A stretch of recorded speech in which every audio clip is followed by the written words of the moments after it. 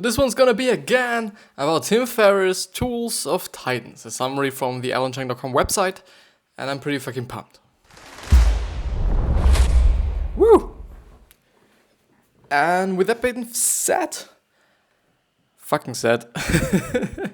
hello and welcome back to the next episode of the Self-Development with Tactics fucking podcast. I assume that today's episode is going to be a little bit different, especially about the talking part, or in terms of the talking part, because I haven't been recording in a day. So yesterday I wasn't recording anything because I've pre-recorded everything on Thursday and Friday. Today's Sunday, but I'm still fucking pumped. The only problem that I'm encountering, or that I was encountering, is that I actually do not know where I am. And this is a pretty big problem, I guess. I assume. But I think I haven't gone through this part that I'm going to go through today, which is Tim Ferriss' 17 questions. As I was reading through all the questions, I didn't know all of them, so I guess I haven't gone through this one. There's also a health part coming up in the summary, which is incredibly great because, I think it's just, always great to see what those really high performers, what those billionaires, what those millionaires do in a day to stay healthy and to stay in good shape and maybe also to stay happy, I guess, because at least for me, and I guess I might not be the only person that's thinking like this, health is a very great and very big part of me being happy. Because if I'm not healthy, and if I can't do the shit that I'm willing to do, then I'm fucking not happy. And I can't do the shit that I'm willing to do when I'm not healthy. And this is the problem then. So everything is somehow correlated, everything is somehow in a very big structure, in a very big macro. Scroll. There we fucking are. The first 2 minutes and already I think 3 swear words or 3 fucks, I guess. That's amazing. That's really fucking amazing. No. So Tim Ferriss, 17 questions, and now I'm going to start reading right now so that we do not lose any fucking time. And the 4th time. So check out my longer write-up on Tim Ferriss' 70 questions here. So there's apparently a longer version of that. Maybe I just have a look at this. Or maybe we just have a look at this. It is pretty long. The thing that I'm just asking myself right now is whether I should actually go through the long version of it or the short version. The problem that I'm seeing there is that it would just take me a lot of fucking time to go through the additional kind of knowledge and work he provided there. But I guess I should, because I don't want to give you everything there. I do not want to give you just the half shit there is. And if there is just something more, I guess I should be doing that. So let's go through the longer version actually, I guess, because we have fucking time. It's not like we're just in a hurry or something. I do have enough time today. It's only 1:30 or 1 p.m. actually. But so Tim Ferriss, 70 questions to solve your life problems. And I think this could actually be a very important part of the book. So I don't know. Feeling stuck in life? ? Asking extreme questions get you thinking about your life from a different direction. You might find the solution was obvious all along. Tim Ferriss' 17 questions are a great start to questioning what you can improve about your life. He discusses them in his best-selling book, Tools of Titans. I humbly share actually, but it just sounds so fucking stupid. I humbly share Tim Ferriss' questions below, adding my own interpretations and thinking exercises to help you apply them. Since many of these questions relate to owning a business, I've purposely broadened the 17 questions to address more people, no matter your occupation, which is incredibly great, and which is just a really great advantage we have over those people who are only reading the book, because we have several just opinions. You have your own opinion, I have my opinion, the author of the summary has his opinion or her opinion, in this case it's his opinion, and also those people that might be just writing something down in the comments, might be discussing something in there, also have an opinion. And also those people that might hit me up on, Snapchat, I always just bring up Snapchat, but I'm not actually on Snapchat. I am on with my personal account and also with my kind of business account, but I'm not using it, actually. So hit me up on Instagram. I think this is the best place to hit me up because I'm always there and I will always see it. At least, this is the place that I'm checking out most often, I guess, to see if everything is okay and everything is working fine and everything is like I want it to work. Accompanying each of Tim Ferriss' 70 questions is a 2-minute exercise prompting you to reflect on each question and type in your answer. In each form, there is an email field, so you will get your responses and hold yourself accountable. Take just 1 hour working through this page. I guarantee you will get insights you can apply immediately to your life. And then, I'm very sorry that I didn't show you. So there's just the last thing that I went through. And there's actually a table of contents, which is actually always great about those book summaries and also book summary websites, that they often actually give you a table of contents, which is great, so that you can actually jump to those sections that you're most interested in. So the first question is going to be, and I've actually had a hint or took a hint on them or on it actually on the main page from the summary. But the first question is, what if I did the opposite for 48 hours? So actually for 2 days. And I think, should I actually just read it and then talk about my opinion on it? Or should I just give you my opinion at first and then talk about it?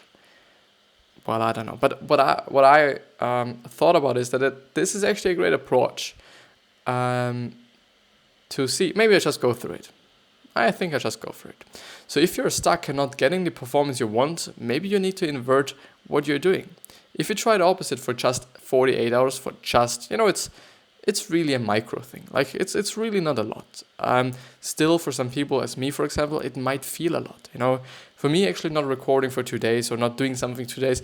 And by the way, before I'm going ahead, I'm so fucking happy to be here again. And I'm so fucking just grateful and pumped that I can give you my opinion on just some shit that I'm reading here and can give you also some value and maybe also entertainment, which would be just the best thing I could give you. Like value on the other hand, and also, information on the other hand, and entertainment on the other one. Would be great. Would be crazy great. I hope I'm somehow doing that. So if you try the opposite for just 48 hours, the damage is limited. At worst, you fail and go back to your normal routine. At best, you find a totally new successful way to do things, which could actually be the case. And I'm just thinking how I could do them, how I could just, for example, the recording part. How could I do the recording part in the complete opposite? How could this be possible? What would it look like? What would it be like? Is my door open? My closet door? It actually is. Let's close my closet door. Oh God. I think there is actually an example. Yeah, there is an example. So as a salesman for a tech product early in his career, Tim wasn't meeting his sales numbers. At a loss for what to do, he looked at what the other salespeople were doing and decided to do the opposite. He didn't have much to lose, and his inversion might lead to new insights. For example, he noticed that salespeople made calls from 9 a.m. to 5 p.m. The problem was that during these hours, the people he was trying to reach, the CTOs and the CEOs, were guarded by their receptionist, and he could never get through. What if he did the opposite of what everyone was doing or what everyone else did? So he called his sales targets from 7 a.m. to 9 a.m. and from 6 p.m. to 8 p.m. where it seems to be like that the receptionists aren't working, in this period of time. During this time, the executives were working, but the receptionists weren't. So he got through, which is actually great, which is really fucking great. And I've been thinking about this concept. So actually the whole doing the opposite thing, I guess, isn't that important, I guess? Just doing the opposite. I think that opposite as a word or opposite as this thing in the sentence or in this kind of concept, I guess, doesn't have to be there, I guess. I think you just have to change up things. And this is also something that I was thinking about, something that I was kind of, how do you say? Romanticizing? Is it romanticizing? About as well. So, never mind. And because I thought, like, would it be better if I actually go through the summaries and go through the content that I'm going through in the episode just beforehand and then talk about it later? And as I'm going through it now, I'm thinking about Lou Later. I don't know if you know this channel, and of you might know Unboxed Therapy, and it's basically the same guy, but he's actually making a podcast, a podcast, and actually a show with the podcast. Like, the podcast is actually the audio version of the show. The same exact thing that I'm apparently doing here. And the thing is that he's actually also going through some things. So he just knows them before. This is just it. Like, he still just shows a lot of pictures. He's sitting there giving his opinion on shit, discussing very, very current topics and very recent topics. And he's basically somehow doing the same. The difference there is a little bit that he just knows what he's going through at a time, or what he's just going to go through, which might actually be an advantage that he's having over me, for example. Besides the whole fact that he's having a community, and he then can just see, okay, this is good content and this is bad content. The thing that I'm just doing here is putting out content. I don't know whether it is liked by my audience or not. At the moment, I guess it's not liked because nobody's watching my shit. Really nobody. And well, I can understand it, because I think it just takes some time until I just get some recognition, until I get found by somebody, until I actually, the thing actually is that the more content I put out, the more content I do, the more content I make, the more videos I make, the higher the chance actually is that one of these products, one of these videos is actually popping. One of these videos might go viral. I don't fucking know. I don't fucking know it beforehand. Some people have somehow figured it out. And I guess I could just, also do the same, like some kind of real life videos, and not sitting here and doing this, just what I'm doing here. The problem is I like doing what I'm doing here, and it gives me a lot of value, and I assume that's also giving you a lot of value. And it's quite often about not being selfish but selfless. But so yeah, I do just struggle with knowing whether something is good, because there's not someone that is telling me, okay, it's shitty content, it's not good. Especially because there might be somebody who is liking the stuff that I'm doing, hasn't found it, and I really do not have to just serve everyone. And I think this is also not possible. And if you're willing to do this, if you're actually trying to just serve everyone, I guess it wouldn't be working. And this is actually something that Seth Godin is talking about in his book. I think also Permission Marketing, but it's a pretty old one, so it could be the truth, or it could be the case or not. I don't actually know. But he's talking about this in... This is marketing. It's actually, I think, the first time I've read it, I've actually, unfortunately, read it 2 times up to this point, because the first time I didn't know it was this book, because I had it on the Kindle and illegally fucking downloaded it. Never going to do this again, by the way, because I think it's not right. It's always like easy, right. Often things which are easy are not right, and often those things that are right, do not have actually to be easy. Sometimes they are, fortunately, which is great, because you then get both sides of the good thing. But this is something to ask yourself, whether something is easy or whether something is actually right. Let's please stick there, motherfucker.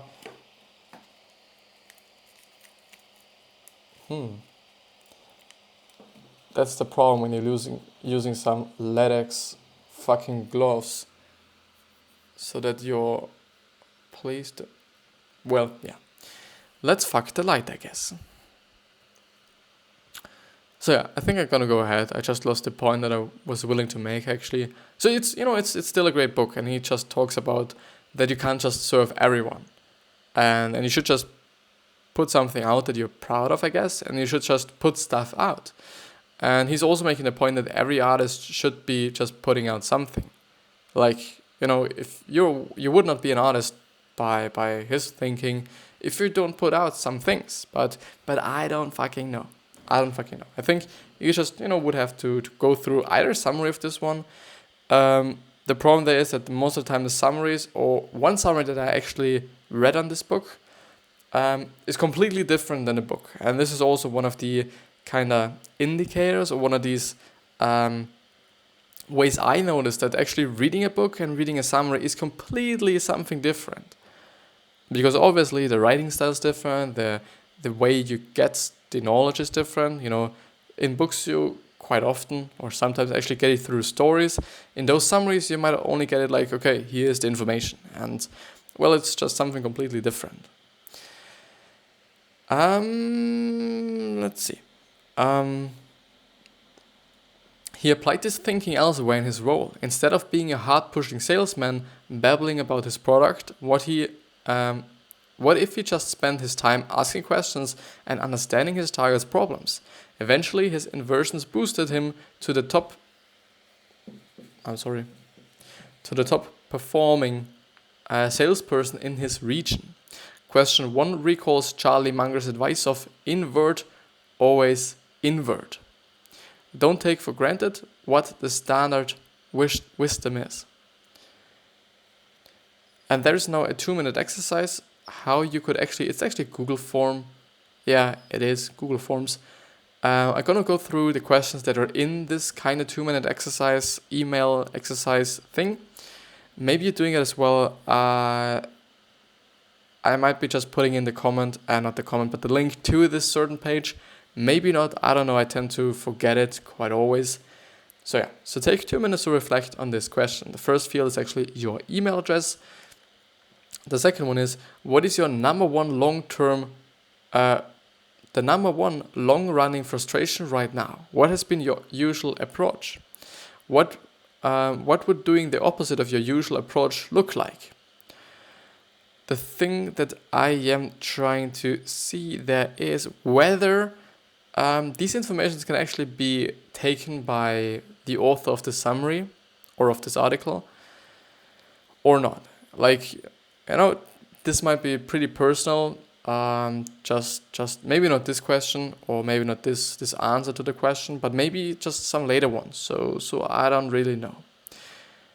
Reflection. Sometimes you already know what you need to do. This exercise just gives you the courage to do it by capping your exposure time to 48 hours.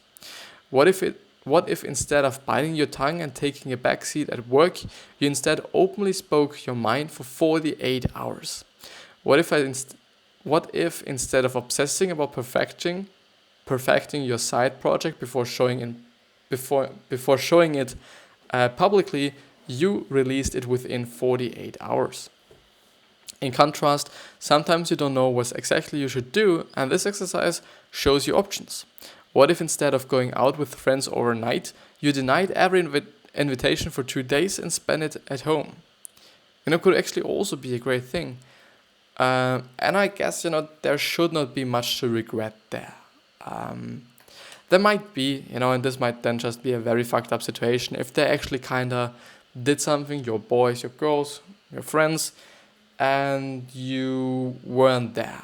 And it's well, like, I don't want to be just the negative person saying like, okay, you should definitely not do this kind of thing that he's pointing out there. It could work. It could definitely work. I'm really not saying that it should not work or it will not work. It could definitely work. I just always try to give you the downsides and the upsides and everything that I'm thinking about, because I don't know. I think it's just good to have a lot of opinions and a lot of thoughts, and maybe I'm thinking about something that you're not thinking about, and maybe you're thinking about something that I am not thinking about. I think often the case actually, or relatively often the case. I don't think it's really often the case. Like, we are all individuals and we all think differently and we all focus on different stuff. So therefore, chances are pretty fucking high. Um, what if instead of compulsively checking your emails or Slack, you shut it off for 6 hours a day for just 2 days? Well, as being said, I do not think it is about just doing the opposite. I think it's about changing things up and seeing whether they work or how they feel actually, and what they look like, and maybe even encountering something that's incredibly just positive for you, like getting way more productive by actually just only being on for 6 hours on Slack, or only just going through your emails for 6 hours a day, instead of quite all the day or being distracted by them all the day. So I really don't think it's about doing the opposite. It's at my point of view. Well, often doing the opposite can be just a change, or can be just a thing that might be just the best one. But yeah, I think just changing up things in general might be something that could give you a lot of value, or might be something that could give you just a lot to your life.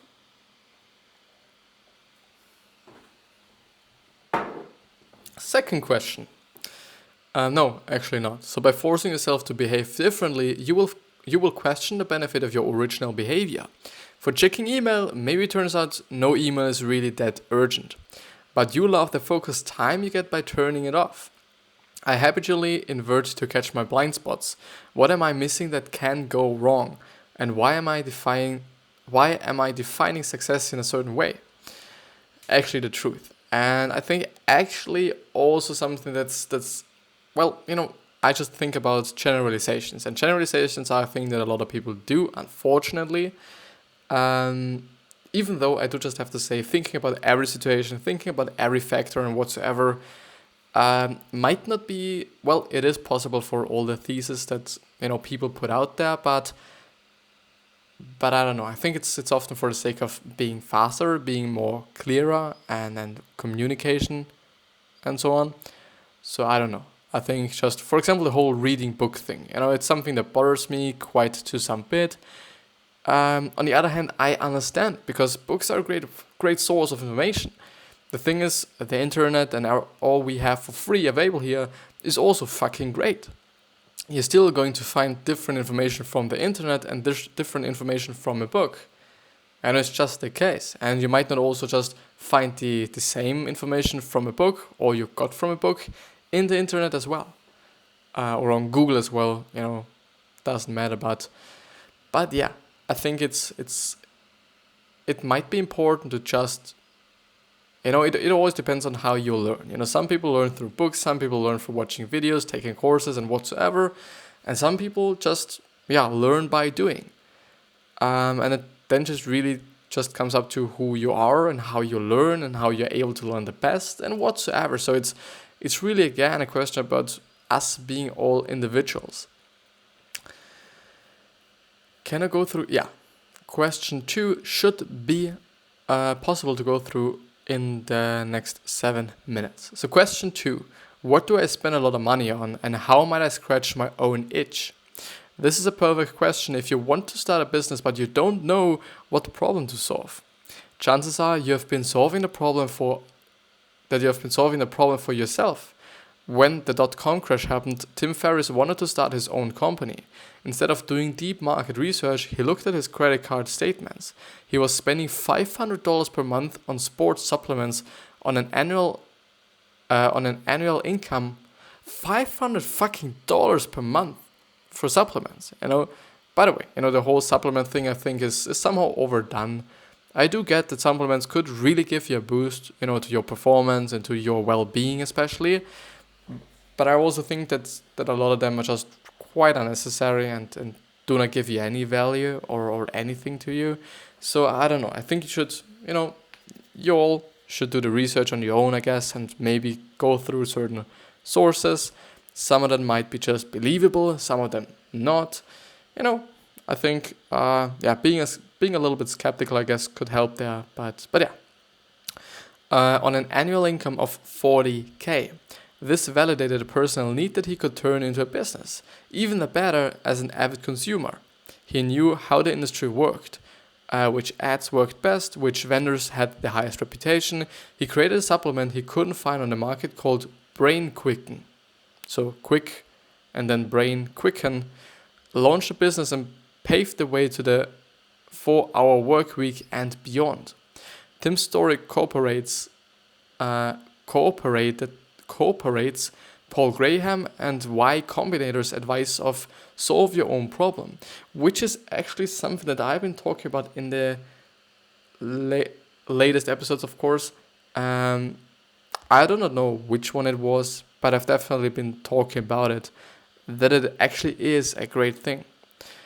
So by solving your own problem, you're guaranteed that at least one customer exists for what you want to build, which is yourself. And given the 7 billion people in the world, chances are that thousands of people face your very problem. If you can attract a small group of intensively loyal users or 1,000 true fans, you're off to a great start. The 1,000 true fans thing, I guess, is actually from Seth Godin, so actually from the author of the book that I just shown you.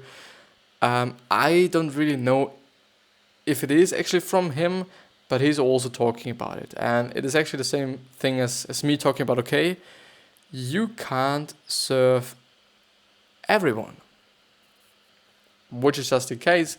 And often it is just enough to serve 1,000 people. The thing is, if you have, and I've been doing the math before, if you have 1,000 people, and 1,000 people actually, or 1,000 true fans, and true fans are fans considered that actually buy everything that you're producing, going to every concert you're on, and whatsoever. So whatever you're doing, they are in. And for example, if you're if you're having a $10 subscription service kind of thing, or even let's say $2, you're already making $2K. The thing is, you might not only do just, one thing. You might also have some tournaments, maybe some tours. Everything could be just the case because, who knows? You can do every fucking thing. And if they're on everything, or if they're in everything, you're good to go, I guess. I would expand Tim's questions beyond just money. The 2-minute exercise. What do you spend a lot of time doing that you feel is wasteful?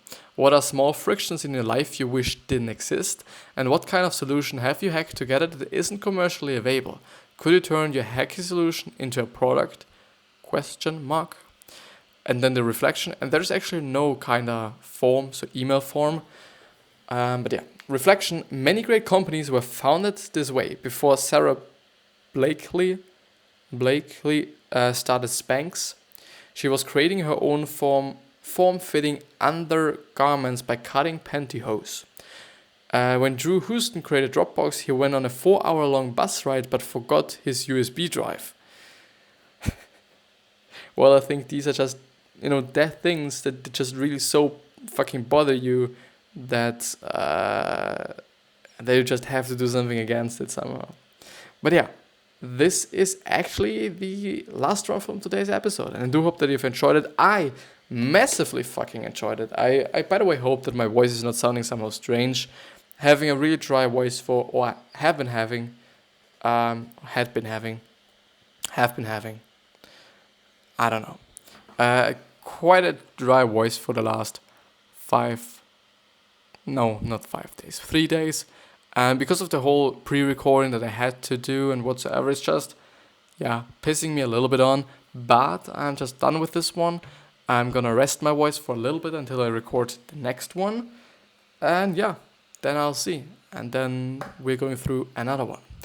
But until then, I wish you the best health, wealth, happiness, and success. And I also hope that you're going to remind yourself on how you gonna be remembered. Basically your legacy. Whether you're going to be remembered as a good person or as a bad person, it is totally up to fucking you. You have the control over it, and it is totally in your hands. So basically, you decide, which is great, because you can decide, and you have the power and you have the control, and it is up to you. You do not need everyone else or anyone else. I see you, and thank you very much for listening and or even watching. I see you. I love you.